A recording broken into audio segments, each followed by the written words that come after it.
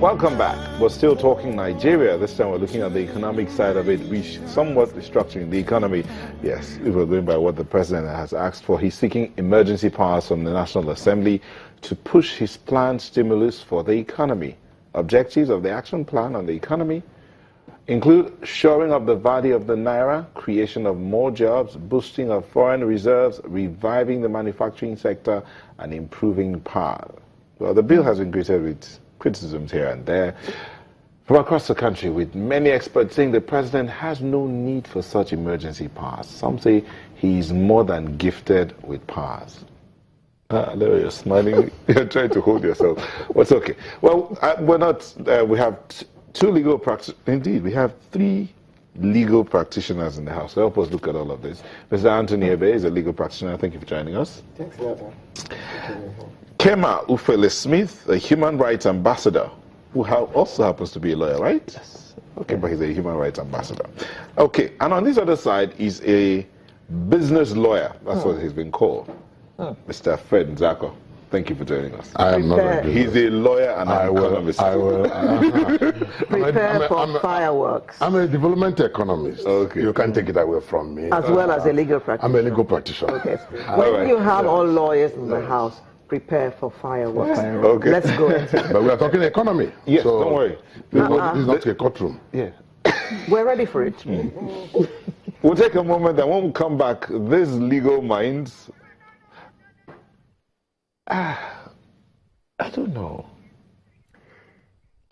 Okay, you know what? Let's just do this before we take that moment. Mr. Nzako. Yes.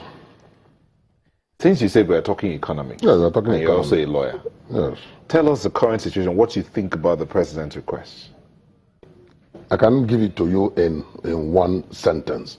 But Okay, the president's make it request, two. but the president's request is not necessary. If you want to summarize it, it's not necessary. He has the power already. He has the powers already. And then, even if he has to make such requests, National Assembly is there to assent to it.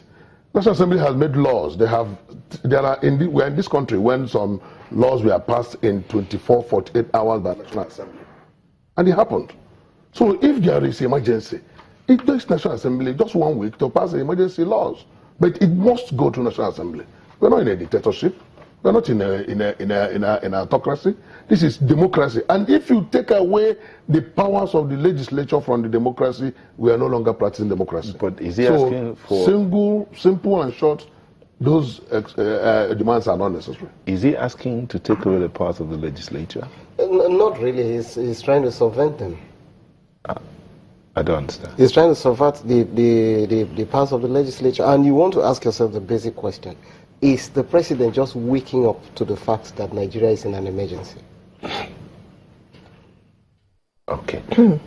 Kema, is the president just waking up to the fact that Nigeria is in an emergency? First of all, we need to appreciate the real problems here. Nigeria is in dire straits as of today. And to correct a notion, I don't think the president wants to usurp the powers of the legislature, because he's sending a bill, and the bill has several points. One of which is to approve environments for budgetary provisions into other non-budgetary provisions, such that, without having recourse to the National Assembly. What that means is this money has been approved for, say, provision of electricity, but the president now wants it to be such that in the event that we see we need more roads this month, let's take the money that has already been budgeted for roads or for electricity into roads. That's the only provision. That's the only provision in the bill that he's proposing for the National Assembly that he seeks to subvert, as it were, the authority of the National Assembly. But that's what Mr. Attorney said. That's the only one. There are so many other clauses, so many others that have to do with the economy. If you ask me, what he's simply doing is taking a bitter pill and masking it with sugar. That's the target, the environment. All these other are just masking tapes. So while you are focused on the bigger issues that are actually the masking tape, the real thing that the president targets is underneath, which is to be able to take funds from roads, for instance, and convert it to campaign funds. or anything else. might- And we may not begin to talk about the president being holier than thou, as postured by so many people. We have seen it before. And the sooner we get weary, the better it will be for all of us. There is a law that says you can't do that. You can't take, I'm sorry, funds budgeted for this to do that without going back to the National Assembly that budgeted the funds in the first place. Why do we have National Are Assembly? we going to abrogate that law? Are we going to repeal it? If we're looking to take money from X to spend on Y, Yes. what does that say about our budgetary skills as a nation? It simply says we don't have the need to bother the National Assembly drawing up a budget in the fair or passing one.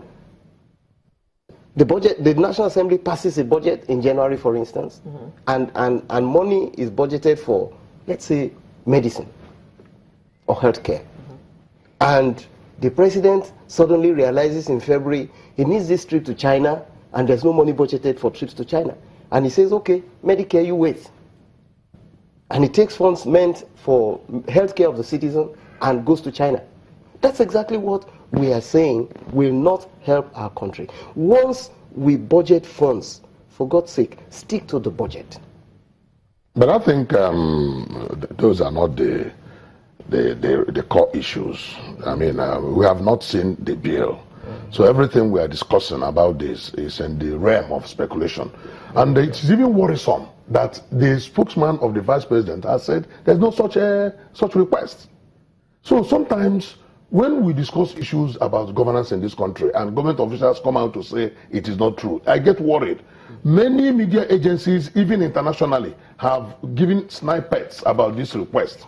So, and that is why, but then why would somebody in government who should tell Nigerians the truth come out to deny such position? That's the hallmark of our own variant of democracy. Which is a terrible Denial. one. So we are even discussing, Even in the face we are even of reality, discussing we what deny. is still in the belly of the presidency.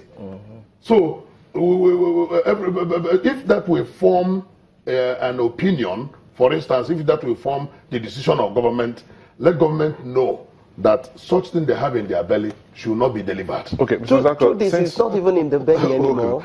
Well, let's see if we can point out some highlights and compare it to President Shehu Shagari's Economic Stabilization Act of 1982. Yeah. Just a few points. One, Buhari seeking powers to abridge the procurement process to support stimulus spending on critical sectors of the economy. That's one. Two, make orders to favor local contractor suppliers in contract awards. Abridge the process of sale or lease of government assets to generate revenue. See, these are good things. Allow environment of budgetary allocation to projects that are urgent without having to go back to the National Assembly. Amend certain laws such as the Universal Basic Education so that states cannot access their cash trapped in their account of the Commission because they cannot meet their own counterpart funding. Yes. But when we come back, I'll read out Shagari's version of this side. We'll be back shortly, don't go away.